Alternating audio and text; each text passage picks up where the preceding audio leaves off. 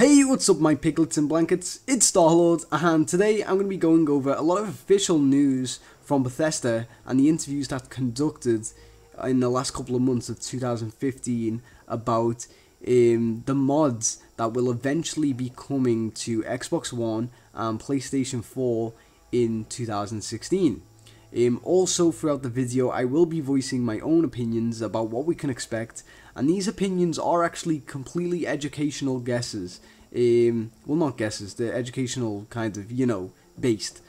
So throughout the gameplay video I'll actually have a couple of screenshots of a couple of mods that are already on the PC versions of the game just to make it a bit more enjoyable, and also quotes. Now these quotes are 100% real. They are from interviews that were conducted in 2015 by either Todd Howard or some other developers of Bethesda, and they're actually like IGN interviews and stuff like that, so they are 100% guys, don't worry about that.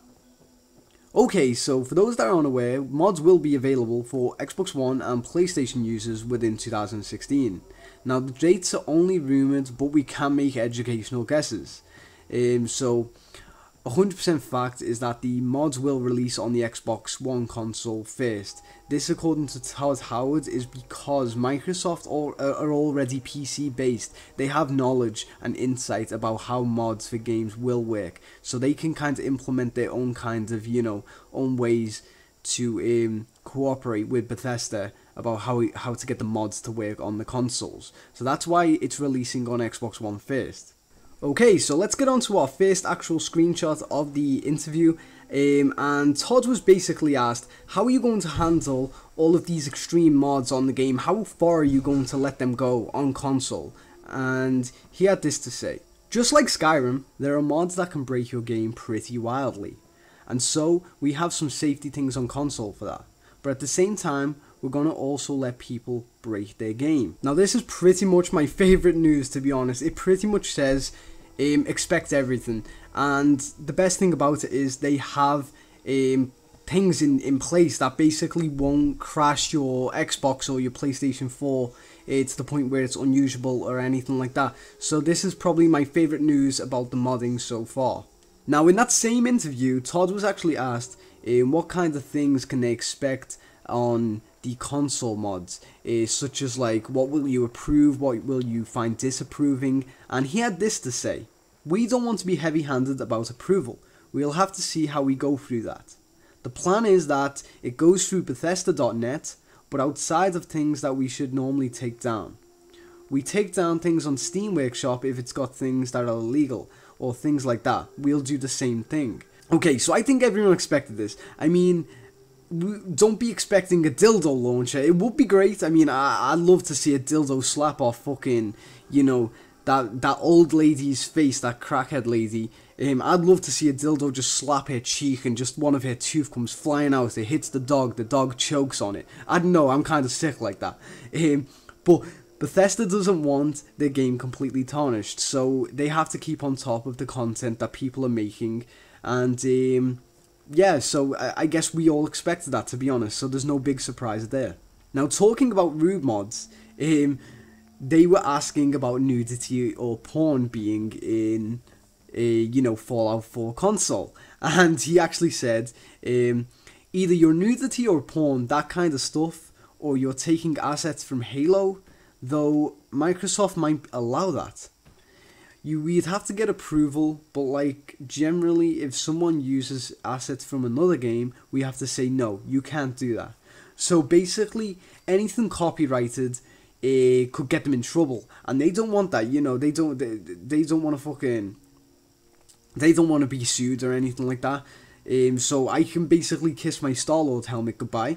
But like he said, if, and that is a big if, Microsoft and PlayStation say yes to some things, then there is a possibility. So there could be Halo mods, Gears of War mods, and basically everything you can think of that is on the PlayStation 4 or the Xbox One console. In the past, PS4 have actually allowed things like that. I am aware of that. But I actually fail to recall any time that Xbox have ever allowed any of their kind of content to be in a third-party game. So yeah, Xbox are pretty strict, and that probably means that we won't be able to see tits everywhere all over our Xbox, so that's unfortunate, but it's just the way it is. Now, a lot of you guys are probably thinking, how do we actually apply these mods? Now, that isn't completely figured out yet, and I don't even think Bethesda have their answer on that yet. But my educational guess is that they will either make a new option on the start screen of Fallout, which will basically lead to a mods database where users can upload and download mods. Quite similar to something along the lines of the Halo's Creator Studio. It's easy to use, it doesn't require any additional things such as a USB, PC or anything like that. It's there, you download something, you upload something, it's very easy. And yeah, I think this would be a great idea. Tell me what you think if they should do that. I think personally they should. Now the big one, will they be free? Again, we aren't sure.